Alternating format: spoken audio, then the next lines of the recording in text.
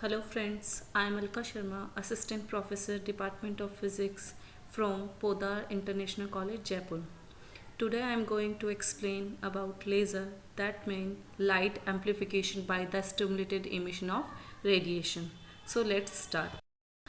पहले लेज़र पढ़ने से पहले हम बात करेंगे ऑर्डिनरी सोर्सेज की, क्योंकि लेज़र सोर्सेज से पहले जो आया था वो था ऑर्डिनरी सोर्सेज, और लेज़र सोर्स की क्यों रिक्वायरमेंट पड़ी, अपन को क्यों नीड हुई। बेसिकली इनमें डिफरेंस से पता चल पाएगा। पहले बात करते हैं ऑर्डिनरी लाइट सोर्सेज की, जो हमें डायग्राम में दिख भी रहा है, टॉर्च लाइट, यहाँ पर एग्जाम्पल लिया हुआ है एक। Ordinary light sources basically natural lights को डिफाइन करते हैं, बेसिक देन आर्टिफिशियल भी हो सकते हैं, बट बेसिक जो नेचुरल लाइट्स होती है, लाइट सोर्सेज होते हैं, वो ऑर्डिनरी सोर्सेज में आते हैं। लाइक द सनलाइट जो होती है वो आपकी नेचुरल लाइट होती है, और ये आपके ऑर्डिनरी सोर्सेज होते हैं। और जो भी बल्ब्स होते हैं वो आपके क्या होते हैं, ऑर्डिनरी सोर्सेज होते हैं। ऑर्डिनरी सोर्सेज जो होते हैं या ऑर्डिनरी लाइट जो होती है वो बेसिकली डाइवर्जेंट होती है, जो हमें इस डायग्राम में भी दिख रहा है कि एक पॉइंट पे फोकस नहीं हो रही है लाइट, जो इमिट हो रही है वो लाइट, वो क्या हो रही है, टॉर्च लाइट क्या हो रही है, डाइवर्जेंट फैल रही है, बेसिकली फैलती है। एंड इनकोरेंट, इनकोरेंट का मतलब क्या है कि जो भी फोटोन्स लाइट जो इमिट हो रही है, जैसे red, orange, blue, light blue, इनके फेज में आपस में कोई भी रिलेशन नहीं है। इसका फेज अलग है रेड का, ऑरेंज का फेज अलग है, ब्लू का फेज अलग है, और इसका लाइट ब्लू का फेज अलग है। तो दैट मीन इनके फेज में कोई भी मतलब रिलेशनशिप नहीं है। दैट मीन ये इनकोरेंट है, दैट मीन ये किसी भी एक सेम सोर्स से नहीं निकल रहे। ये डिफरेंस होता है। और नेक्स्ट है ordinary light is a mixture of the electromagnetic wave having the different wavelengths. वो भी हमें दिख रहा है क्योंकि सबका फेज अलग अलग है, सबकी फ्रिक्वेंसी डिफरेंट होगी, तो सबका वेवलेंथ भी क्या होगा, डिफरेंट होगा। ठीक है। और ऑर्डिनरी लाइट्स में होता है स्पॉन्टेनियस इमिशन, जो हम आगे की स्लाइड में देखेंगे। स्पॉन्टेनियस इमिशन क्या होता है, basically spontaneous emission natural process होता है। ठीक है, किसी भी पार्टिकल का, किसी भी इलेक्ट्रॉन का, किसी भी एटम का एक नेचुरल फिनोमिना होता है। ठीक है। Ordinary light is used in a lighting A small area, basically क्योंकि लाइट डाइवर्स होती है, लाइट इनकोरेंट होती है। बेसिकली ये ज़्यादा दूर तक या ज़्यादा बड़े एरिया को लाइटिंग नहीं कर सकती। लाइक टॉर्च लाइट का एक पर्टिकुलर एरिया होता है, एक स्प्रेड होने की एक लिमिट होती है, वहाँ तक ही ये क्या कर पाता है, लाइटिंग कर पाता है। ठीक है। These are ordinary light sources. अब बात करते हैं लेज़र सोर्सेज। लेज़र सोर्सेज जो होते हैं वो कैसे काम करते हैं और क्या होते हैं वो अपन देखेंगे। बेसिकली पहले लेज़र सोर्स का अपन डायग्राम देखना है। स्लाइड में डायग्राम हमें क्लियरली पता चल रहा है कि लेज़र सोर्सेज से जो भी लाइट इमिट होती है, फोटोन इमिट होते हैं, वो कोहेरेंट होते हैं। कोहेरेंट का दैट मीन इनकी हर एक फोटोन जो इमिट हो रहा है उनके फेज में रिलेशनशिप है, जो कि हमें क्लियर दिख रहा है, सब सेम फेज में नजर आ रहे हैं अपन को। ठीक है, सेम फेज में होते हैं, तो इस वजह से ये क्या होता है, एक दूसरे के ऊपर सुपर इम्पोज हो सकते हैं। सुपर इम्पोज होने मतलब जो कि सुपर पोजिशन लॉ को फॉलो करता है, सुपर इम्पोज करके इंटेंसिटी को बढ़ा सकते हैं, लाइट का एम्पलीफिकेशन कर सकते हैं। ठीक है।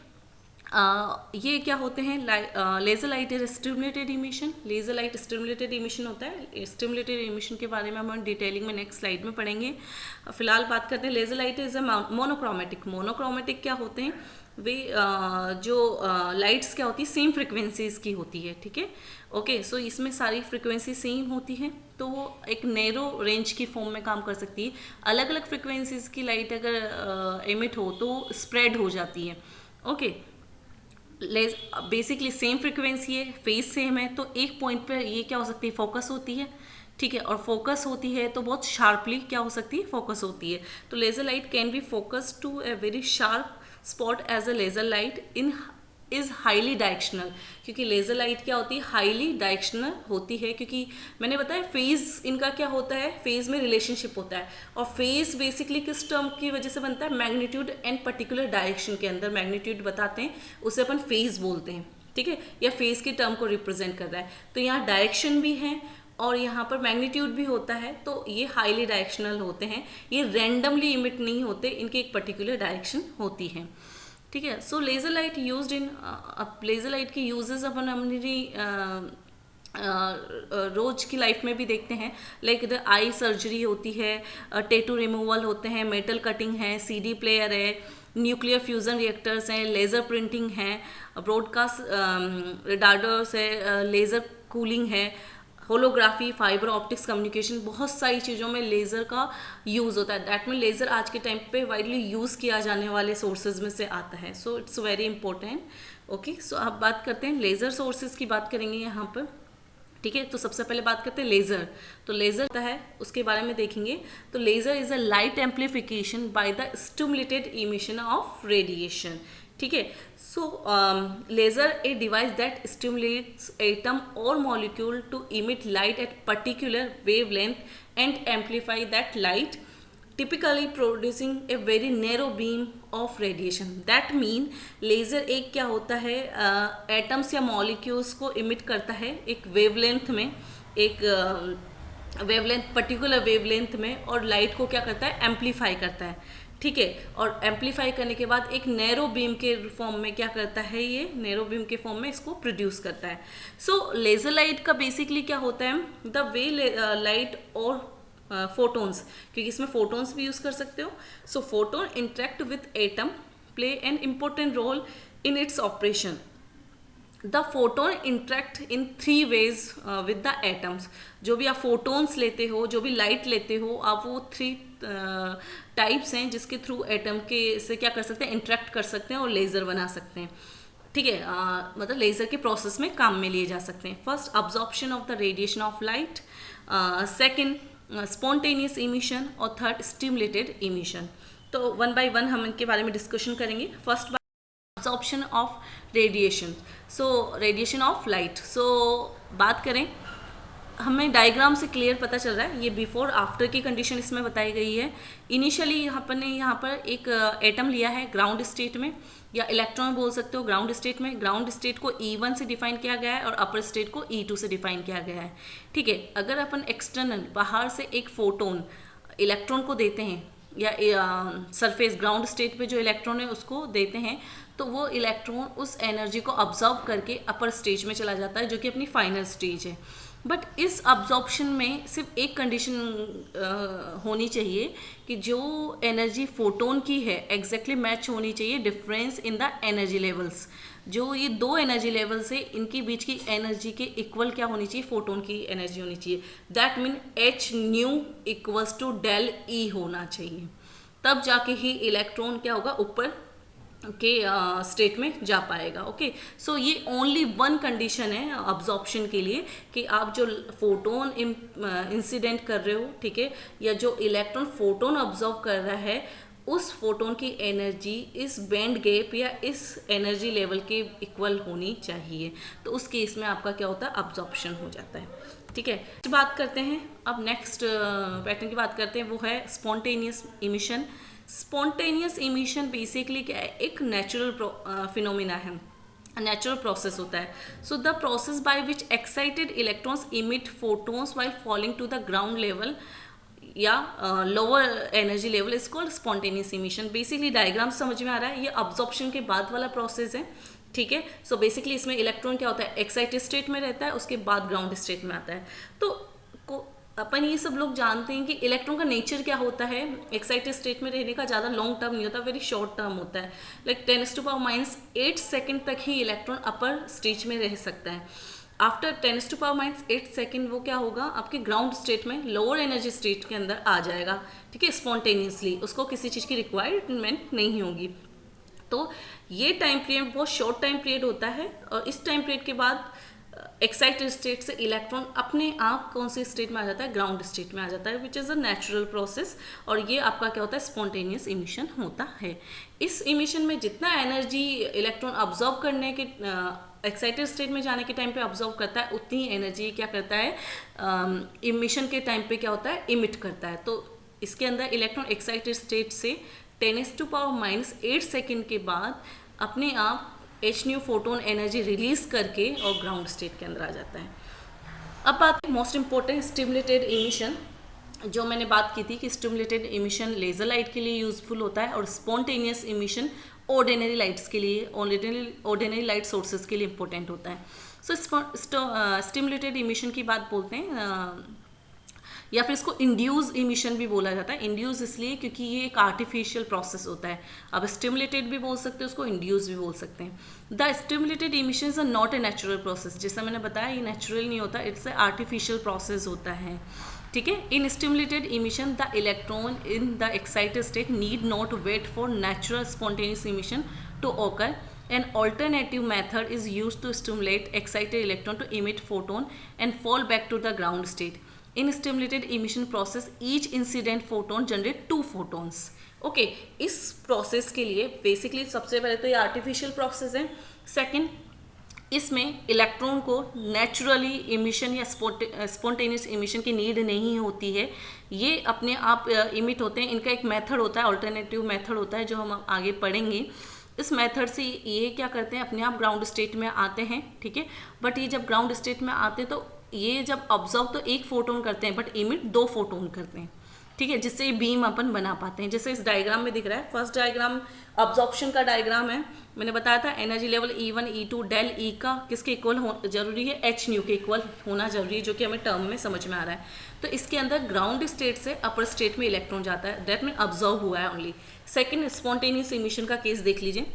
ड्यूरिंग द इमिशन इलेक्ट्रॉन पहले एक्साइटेड स्टेट में था, अपने आप स्पॉन्टेनियस इमिशन के बाद ग्राउंड स्टेट में आ गया और 1 फोटोन निकल गया।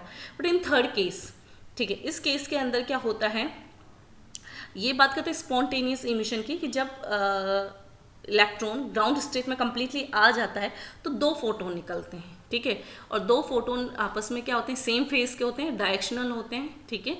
और इनसे क्या बनाते हैं, अपन लेज़र बीम बनाते हैं। ये यहाँ हमने सिर्फ एक इलेक्ट्रॉन का एग्जाम्पल लिया है या एक एटम लिया है। जब लेज़र बनाया जाता है तो काफ़ी एटम्स लिए जाते हैं, ठीक है, एक बंच लिया जाता है, जिससे बंच की फॉर्म में ही अपन को लेज़र, बीम की फॉर्म में ही अपन को लेज़र मिलता है।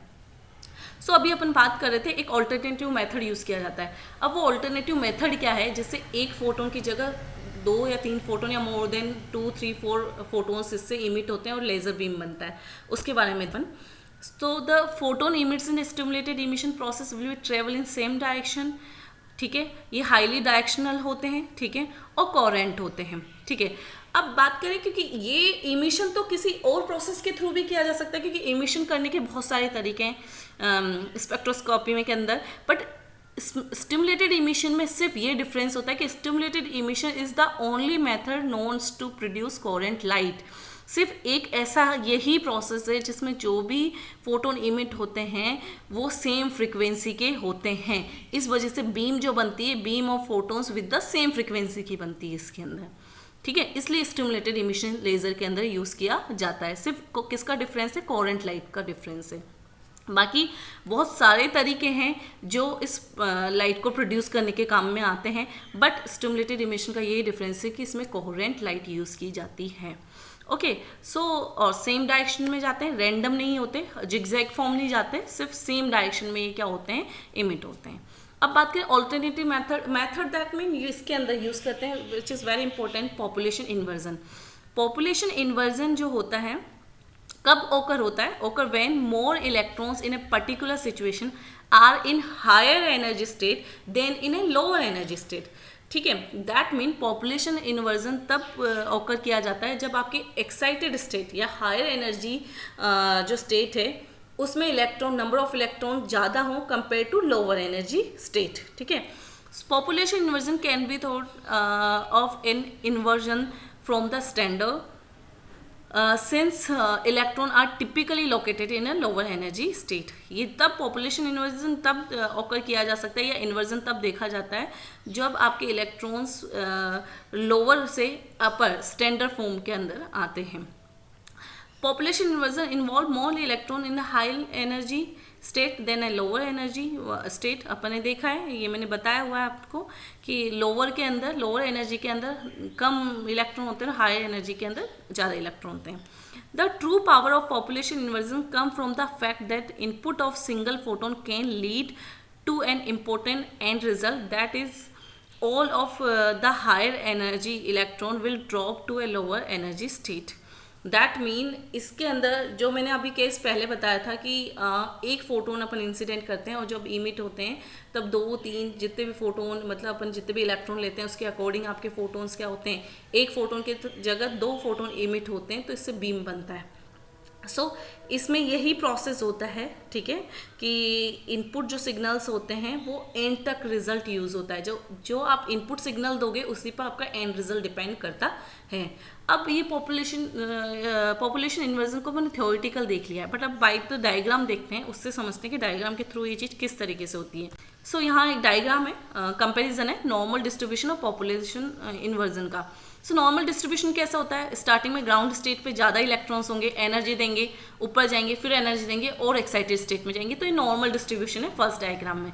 बट इन पॉपुलेशन इन्वर्जन आपको दिख रहा है कि ग्राउंड स्टेट में कम 3 इलेक्ट्रॉन्स है, ठीक है, देन अपर सबसे अपर स्टेट में 2 हैं और बीच में क्या है, बहुत ज़्यादा है। ये कौन सा प्रोसेस होता है, ये होता है पॉपुलेशन इन्वर्जन। और ये किस तरीके से फाइंड आउट होता है, इसका डायग्राम थर्ड में देखेंगे अपन। ये बीच वाली स्टेट क्या होती है जिसमें सबसे ज़्यादा इलेक्ट्रॉन होते हैं। पहले तो अपन देखते हैं पंपिंग आपको दिखाई दे रहा है। ये नॉर्मली क्या हो रहा है, अब्जॉर्प्शन की कंडीशन है कि एन यहाँ पर ग्राउंड स्टेट है, एम यहाँ पर एन यहाँ पर आपकी ग्राउंड स्टेट है, एच आपकी एक्साइटेड स्टेट है और एम यहाँ पर आपकी मेटास्टेबल स्टेट है।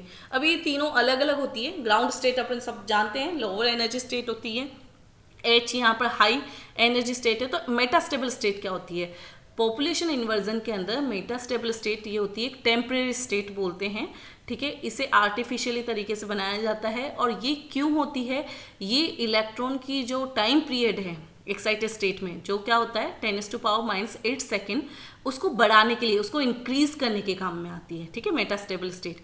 ये क्या करते हैं, जब electron spontaneously high energy state से ग्राउंड स्टेट में जाने लगते हैं, ठीक है, तो ये बीच में एक स्टेज होती है जिसपे इलेक्ट्रॉन थोड़ी देर के लिए टेम्परेरी रुक जाते हैं, ठीक है, मतलब उनका 10⁻⁵ या 3 तक टाइम पीरियड इसका बढ़ जाता है, ठीक है। इससे इलेक्ट्रॉन वहाँ कलेक्ट हो जाते हैं, इलेक्ट्रॉन का पॉपुलेशन वहाँ पर बढ़ जाता है और वो एक साथ इमिट होते हैं, जिससे आपको लेज़र बीम मिलती है और हाईली शार्प एंड डायरेक्शनल होती है। तो ये बीच वाली स्टेट क्या होती है, मेटास्टेबल स्टेट होती है। तो पॉपुलेशन इन्वर्जन का जो ऊपर सेकंड डायग्राम है उसमें यही चीज़ बताई हुई है, ग्राउंड स्टेट है और बीच वाली स्टेट क्या है, मेटास्टेबल स्टेट है, जिसमें सबसे ज़्यादा इंक्रीज हो जाते हैं इलेक्ट्रॉन। और इलेक्ट्रॉन जब इंक्रीज हो जाएंगे तो वो एक साथ क्या होंगे, इमिट होंगे। और जब एक साथ इंक्रीज होंगे, एक साथ इमिट होंगे तो बहुत सारे फोटोन्स बाहर निकलेंगे। और क्योंकि स्टिमुलेटेड इमिशन है तो एक साथ जब बाहर निकलते हैं तो डायरेक्शन में निकलेंगे, फेज रिलेशन सेम होगा, एक दूसरे पे सुपर इम्पोज किया जा सकता है, इंटेंसिटी उनकी ऐड हो जाएगी, ठीक है। तो आपको highly amplified directional beam, laser beam क्या होती है, मिल जाती है, ठीक है। मेन रीजन स्टिमुलेटेड इमिशन के अंदर क्या है, पॉपुलेशन इन्वर्जन है। और पॉपुलेशन इन्वर्जन के अंदर भी सबसे important term metastable state, temporary state है, ठीक है, जहां उसमें आपके एक्साइटेड स्टेट में ग्राउंड स्टेट से ज़्यादा इलेक्ट्रॉन क्या हो जाए, इंक्रीज हो जाए, तो आपको पॉपुलेशन इन्वर्जन की कंडीशन उसके अंदर मिल जाती है। ओके, अब बात करते हैं मेथड ऑफ पंपिंग, ठीक है। अब मेथड ऑफ पंपिंग अपन देखते हैं कि पंपिंग, मैंने लास्ट स्लाइड में पंपिंग यूज़ किया था। पंपिंग काफ़ी अलग अलग फॉर्म में लिया जा सकता है, ठीक है। हम अलग अलग तरह के जब लेज़र्स बनाते हैं, like solid laser, gas laser, liquid laser, इनमें पंपिंग अलग अलग तरीके से होती है। दैट मीन इलेक्ट्रॉन्स को एक्साइटेड अलग अलग तरीके से किया जाता है। फर्स्ट देखते हैं, there are several mechanism which can be used. First है ऑप्टिकल पंपिंग, जो हमने अभी पढ़ी है, ठीक है। ऑप्टिकल पंपिंग में क्या होता है, अपन फोटोन देते हैं बाहर से, इलेक्ट्रॉन्स या जो एटम्स है उस एनर्जी को ऑब्जर्व करके एक्साइटेड स्टेट में जाते हैं, which is called optical pumping. Electron impact का क्या मतलब होता है, एनोड और कैथोड के बीच में रिलेशन होता है कि इसमें अपन बैटरी यूज़ करते हैं और इलेक्ट्रॉन्स जो मेटल वगैरह अपन या जो भी रोड यूज़ करते हैं, कुछ सॉलिड लेज़र, सॉलिड के थ्रू लेज़र बनाते हैं, उसमें अपन ये यूज़ करते हैं। इसमें इलेक्ट्रॉन गन भी यूज़ कर सकते हैं। इलेक्ट्रॉन को एक्साइटेड किया जाता है बाय द कैथोड और एनोड, या आप इलेक्ट्रोड्स बोल सकते हो। In elastic atom collision, collision देखते हैं अपन, कॉलिजन के थ्रू कि अपन इन इलास्टिक कॉलिजन का क्या मतलब होता है कि जहाँ एनर्जी आपकी काइनेटिक एनर्जी क्या हो, कंजर्व्ड नहीं होती, तो जब एक इलेक्ट्रॉन दूसरे इलेक्ट्रॉन से कोलाइड करता है तो अपनी एनर्जीज को ट्रांसफ़र कर देता है। जब वो इलेक्ट्रॉन अगले इलेक्ट्रॉन से कॉलिजन करेगा उसको अपनी एनर्जी ट्रांसफ़र कर देगा। इस तरीके से इलेक्ट्रॉन्स एक्साइटेड स्टेट में जाते रहते हैं एक दूसरे को अपनी एनर्जी रिलीज़ करके, खुद ग्राउंड स्टेट में आ जाते हैं और दूसरे को एक्साइटेड स्टेट में सेंड करते हैं। केमिकल पंपिंग, इसमें केमिकल रिएक्शंस के थ्रू एक्साइटेड स्टेट में लाया जाता है, केमिकल्स यूज़ किए जाते हैं, केमिकल रिएक्शंस यूज़ की जाती है और एक्साइटेशन किया जाता है, पंपिंग की जाती है। Gas dynamic pumping, gas dynamic pumping में भी गैसेस अलग अलग गैसेस जैसे हीलियम ले लिया, नाइट्रोजन ले लिया, क्योंकि ये गैस लेज़र्स के अंदर यूज़ होता है, तो उसमें जो उनके आयंस होते हैं एक दूसरे को रिप्लेस करते हैं, एक्साइटेड स्टेट में भेजते हैं, तो इस तरीके से पंपिंग की जाती है। इन सब के बारे में अपन डिटेलिंग से नेक्स्ट लेक्चर में पढ़ेंगे, क्योंकि अपन टाइप्स ऑफ लेज़र्स देखेंगे, तो उनमें सबके अंदर इनका अलग अलग यूजेस अपन देखेंगे। अभी अपन ने सिर्फ ऑप्टिकल पंपिंग का देखा है कि अपन बाहर से जब फोटोन देते हैं तो इलेक्ट्रॉन को ऑब्जर्व करके एक्साइटेड स्टेट में जाता है। अब बात करते हैं एप्लीकेशंस ऑफ लेज़र, जो मोस्ट अपने मतलब रोज़मर्रा की लाइफ में जो देखते हैं लेज़र्स के यूज़, अगर अपन काफ़ी सारे अपन खुद भी बता सकते हैं कि लेज़र कहाँ कहाँ यूज़ होता है, एप्लीकेशंस। तो लेज़र बहुत ज़्यादा इंपॉर्टेंट है आज के टाइम पे। Laser being very intense, extremely directional, monochromatic, highly coherent, basically these are the property of laser, very intense, extremely directional, monochromatic, highly coherent, है ना। सो बेसिकली एप्लीकेशंस हैं। अब इनको यूज़ कहाँ कहाँ किया जाता है वो देखेंगे। इंटरफेरोमीटर के अंदर यूज़ किया जाता है, इन्फॉर्मेशंस ट्रांसफ़र करने के लिए भी काम में लिया जाता है, कई सारे प्रैक्टिकल्स में भी यूज़ किया जाता है लेज़र को।